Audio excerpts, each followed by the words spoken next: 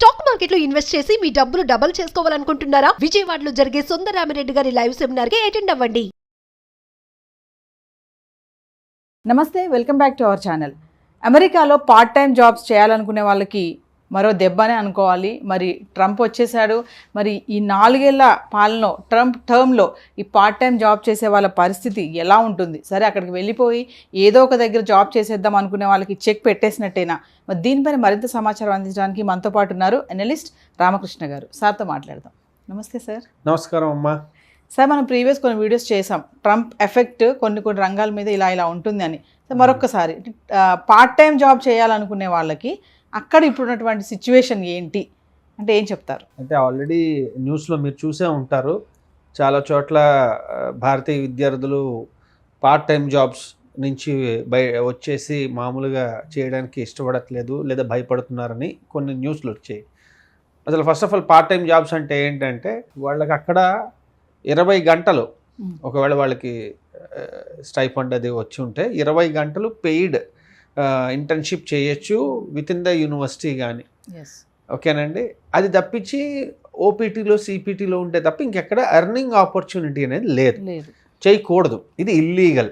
అంటే యూనివర్సిటీ లోపలే చేయాలి. యూనివర్సిటీ లోపల యూనివర్సిటీ వాళ్ళే ప్రొవైడ్ చేస్తారు, అది చేసుకోవచ్చు. అది కాకుండా ఇంకేది చేసినా అది ఇల్లీగల్. ఓకేనండి, ఇల్లీగల్. అండ్ వాళ్ళు కానీ అది పట్టుకున్నారు అంటే వారి గవర్నమెంట్ దాన్ని డిపోర్ట్ చేయొచ్చు. సో ఇమిగ్రేషన్ అధికారులకి పట్టించి డిపోర్ట్ చేసేస్తారు. ఇది అంటే మనం అనుకుంటూ ఉంటాం కదా, రూల్స్ ఉండడానికి జరగడానికి కొంచెం వ్యత్యాసం ఉండడం వల్ల ఇన్ని సంవత్సరాలు నడిచిపోయింది. ఇప్పుడు ఏమైంది, ఒక్కసారి ట్రంప్ అధికారంలోకి రావడంలో ట్రంప్ తాలూకా ప్రామిసెస్ ఏవైతే ఉన్నాయో, ఆయన ఏమేమి ఎన్నికల్లో హామీలు ఇచ్చాడో అందులో ఒకటి ఇల్లీగల్ ఇమిగ్రెంట్స్ అన్నాడు. ఇల్లీగల్ ఇమిగ్రెంట్స్ అనే దానిలో అంటే భారతీయులకు బాగా ఎక్కడెక్కడ దెబ్బ వస్తుందంటే, ఇల్లీగల్ ఇమిగ్రెంట్స్ని ఎక్కువగా ఎందుకు పెట్టుకుంటారు, తక్కువ వేతనానికి వాళ్ళు ఉద్యోగాలు చేస్తూ ఉంటారు. సో మెక్సికన్స్ కానీ, మేజర్లీ మెక్సికన్స్. సో ఇప్పుడు ఫామ్ లేబర్ ఇవన్నీ చేయడానికి వచ్చేవాళ్ళు వాళ్ళు విపరీతంగా వస్తారు. అయితే ఇతను చెప్పిన హామీ ప్రకారం వాళ్ళు కానీ పంపించేయాలంటే ఒక్కసారి ఆ రంగాల్లో ఉన్న ఇల్లీగల్ ఇమిగ్రెంట్స్ అందరూ వెనక్కి వెళ్ళిపోవాల్సి ఉంటుంది. అలాగా మన విద్యార్థులపై ఎలా పడిందయ్యా అంటే, వీళ్ళు చాలా చాలా ఎక్కువ లోన్లు తీసుకుని అక్కడికి వెళ్ళిన వాళ్ళు 40 లక్షలు 60 లక్షలు లోన్లు పెట్టుకుని అక్కడికి వెళ్ళారు. వెళ్ళిన తర్వాత అంటే ఇలాంటిది ముందే ఊహించలేము అన్నీ ఎలా జరుగుతాయన్నది. సో అందుకని ఎలా ప్లాన్ చేస్తారంటే, ఓకే మనకి కాలేజ్ ఉంది, కాలేజ్ ఫీజు కాకుండా అంటే అందరికీ ఇంటర్న్షిప్లు రావు, స్టైఫండ్లు ఎవరు, టీచింగ్ అసిస్టెంట్షిప్, రీసెర్చ్ అసిస్టెంట్షిప్ అందరికీ వచ్చే అవకాశం లేదు కాబట్టి వీళ్ళు వేతనం ఎలాగోలాగా డబ్బులు సంపాదించి వారు అక్కడ ఉండడానికి కనీసం లివింగ్ ఎక్స్పెండిచర్ వాళ్ళు ఏమైనా ఉంటే దాన్ని గడుపుకోవడానికి అని చెప్పి వాళ్ళు గ్యాస్ స్టేషన్స్లోనూ లేకపోతే రీటైల్ స్టోర్స్లోనూ వాటిలోనూ పనిచేస్తూ ఉంటారు. జరుగుతూ ఉండేది, నడిచింది. ఇప్పుడు ఏమైందంటే, ఒక ప్రామిస్, ఒక ఎన్నికల హామీ మీద వచ్చినప్పుడు అధ్యక్షుడి పైన కానీ లేదు ఆయనకి బాగా సపోర్ట్ చేసేవాళ్ళు, వాళ్ళ సపోర్టర్స్కి కానీ వాళ్ళ ఓటర్ బేస్కి కానీ చాలా ఫోకస్ ఎక్కువ ఉంటుంది ఆ విషయం మీద. అందువల్ల ఏం చేస్తారు, ఇప్పుడు ఎవరన్నా చూశారు, వీళ్ళు ఓ గ్యాస్ స్టేషన్ దగ్గర ఎవరో ఇండియన్ స్టూడెంట్లా కనబడుతున్నాడు, వర్క్ చేస్తున్నాడు అని వాళ్ళు ఇమ్మీడియట్గా వెళ్ళి కంప్లైంట్ ఇచ్చే అవకాశం ఉంది. ఎందుకయ్యా అంటే ఆ ఉత్సాహం ఉంది. వెనకటికి అంటారు కదా, కొత్త బుచ్చగాడు పొద్దెరగడని. సో ఆ ఉత్సాహంలో ఏం చేస్తారంటే, ఇప్పుడు ఇలాంటి వాళ్ళు ఎక్కడెక్కడ ఉన్నారని రకరకాల రంగాల్లో ఎక్కడెక్కడ వీళ్ళకి దొరికితే అది కంప్లైంట్ చేసే అవకాశం ఉంది. ఎవరైనా ఓన్లీ ఇల్లీగల్ ఇమిగ్రెంట్ వచ్చి ఓన్లీ ఉద్యోగం ఏదో ఉపాధి కోసం వచ్చిన వాళ్ళకి ఏంటంటే మహా అయితే వాళ్ళు వెనక్కి వెళ్ళిపోవాల్సి వస్తుంది. భారతీయ విద్యార్థులకు అలా కాదు, వాళ్ళు వెనక్కి వచ్చేయడం ఒకటైతే వాళ్ళు వెళ్ళిందే చదువు కోసం. చదువు చాలా గట్టిగా ఎఫెక్ట్ అయిపోతుంది. అంత గట్టిగా ఎఫెక్ట్ అయ్యే చదువు వల్ల అంటే దాని మీద ఎంత డబ్బు లేకపోతే ఎన్ని ఆశలు అన్నీ ఆధారపడి ఉన్నాయి కదా. అందువల్ల అలాంటిది ఇంకా పెద్ద దెబ్బ అన్నమాట. అందుకని భారతీయ విద్యార్థులపై ఇది చాలా గట్టిగా ప్రభావం చూపించే అవకాశం అయితే ఉంది. ఇనీషియల్గా ఒక 6 months 1 year మాత్రం జాగ్రత్త పడితే మంచిదని నిపుణులు చెప్తున్నారు. అండ్ పిల్లలు కూడా అలాగే ఆ భయం అనేది ఉంటుంది, భయంతో ఎంతకాలం ముందుకెళ్ళగలరు, కాబట్టి వాళ్ళు కొంచెం జాగ్రత్త పడుతున్నారు. అంటే ఇక జాబ్స్ చేస్తూ కూడా సార్ వాళ్ళ ఎక్స్పెన్సెస్కి ఏదైతే ఖర్చులు ఉంటాయో సరిపోక వాళ్ళ క్రెడిట్స్ కూడా చేయడం అనేది జరుగుతూ ఉంటుంది కదా, అప్పులు ఇంకా వాళ్ళు అక్కడ అప్పుడు ఇంకా అది తప్పదు ఎలాగ రకరకాలుగా ఉంటాయి.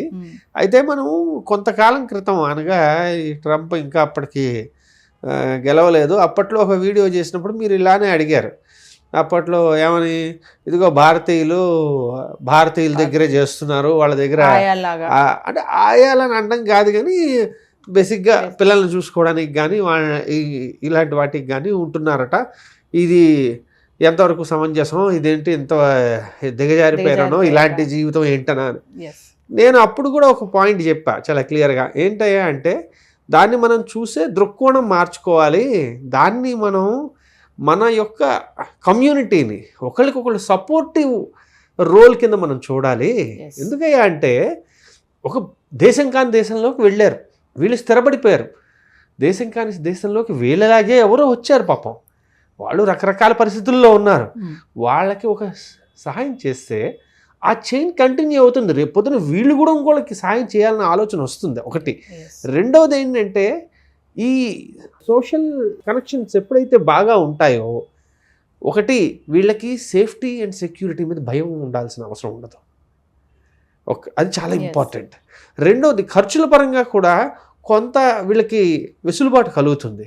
మూడు, వీళ్ళు ఇమ్మీడియట్గా అవ్వగానే జాబ్స్కి కోసం పరిగెట్టాలంటే అందరిలాగా వీళ్ళు పరిగెట్టక్కర్లే, ఒక కమ్యూనిటీ సపోర్ట్ అనేది ఉంటుంది వాళ్ళకి, అప్పటికే వీళ్ళు ఎవరు ఏంటి ఎంత చేయగలరు ఏమిటని తెలుస్తుంది, వీళ్ళ గైడెన్స్ కూడా ఉంటుంది. ఎందుకంటే ఎంతైనా అంత ఏదో చాలా యాంత్రికంగా జీవితం గడిచిపోతుంది అనుకుంటూ ఉంటాం, కానీ ఇండియాలో పరిగెట్టినంత దారుణంగా అక్కడ పరిగెట్టరండి జీవితం.